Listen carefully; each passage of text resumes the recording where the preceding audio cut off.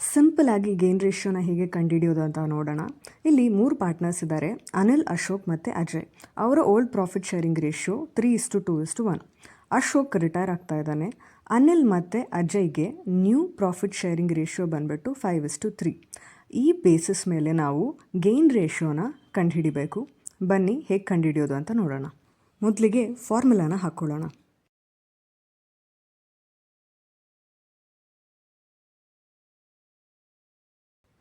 So ಇಲ್ಲಿ ಏನಾಗ್ತಿದೆ ಅಂದರೆ, ಒಂದು ಪಾರ್ಟ್ನರ್ ರಿಟೈರ್ಡ್ ಆದಾಗ ಆ ಪಾರ್ಟ್ನರ್ ಶೇರು ಮಿಕ್ಕಿದ ಓಲ್ಡ್ ಪಾರ್ಟ್ನರ್ಸ್ಗೆ ಡಿಸ್ಟ್ರಿಬ್ಯೂಟ್ ಆಗ್ತಾ ಇದೆ. ಸೊ ಅವ್ರಿಗೆ ಎಷ್ಟು ಲಾಭ ಆಗ್ತಿದೆ ಅಂತ ನಾವು ಇಲ್ಲಿ ಕಂಡುಹಿಡಿತಾ ಇದ್ದೀವಿ. ಈಗ 3 ಜನ ಪಾರ್ಟ್ನರ್ಸ್ ಇದ್ದಾರೆ, ಅದನ್ನು ಇಲ್ಲಿ ಫಸ್ಟು ಹಾಕ್ಕೊಳ್ಳಿ. So old ratio Anil, Ashok, Ajay. So ಕ್ವೆಶ್ಚನಲ್ಲಿ ಏನು ಕೊಟ್ಟಿದ್ದಾರೆ, ಓಲ್ಡ್ ರೇಷಿಯೋ 3:2:1 ಅಲ್ವಾ. ಈಗ 3 ನಾವು ಆ್ಯಡ್ ಮಾಡಬೇಕು. So 3 + 2 + 1 is 6. So 6 will be the denominator for everything. ಇವಾಗ ನ್ಯೂ ರೇಷಿಯೋ ಕೂಡ ಕೊಟ್ಟಿದ್ದಾರೆ, ಅದನ್ನು ಕೂಡ ಬರ್ಕೊಬೇಕು.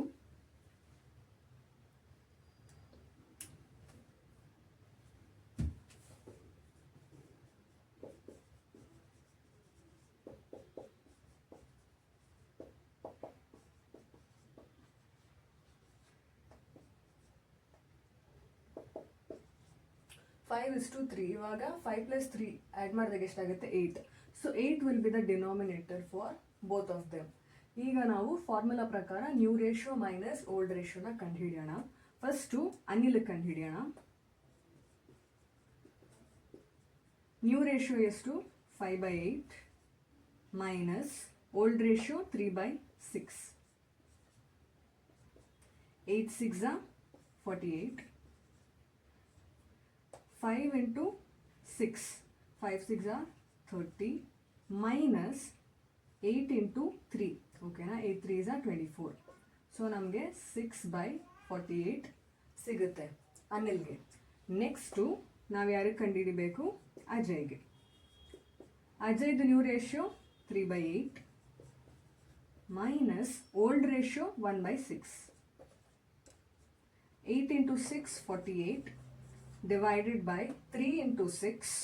ಇದನ್ನು ಮಲ್ಟಿಪ್ಲೈ ಮಾಡಬೇಕು. 3 6 18 ಮೈನಸ್ 1 × 8 8. So 18 minus 8 is 10. ಇಲ್ಲಿ 48 ಕಾಮನ್ ಇದಲ್ಲ, ನೀವು ಅದನ್ನು ಇಗ್ನೋರ್ ಮಾಡ್ಬೋದು. So the gain ratio is 6:10. ಇದನ್ನು ನಾವು ಇನ್ನೂ ಸಿಂಪ್ಲಿಫೈ ಮಾಡ್ಬೋದು. So 2 3s 2 5s. So gain ratio will be 3:5.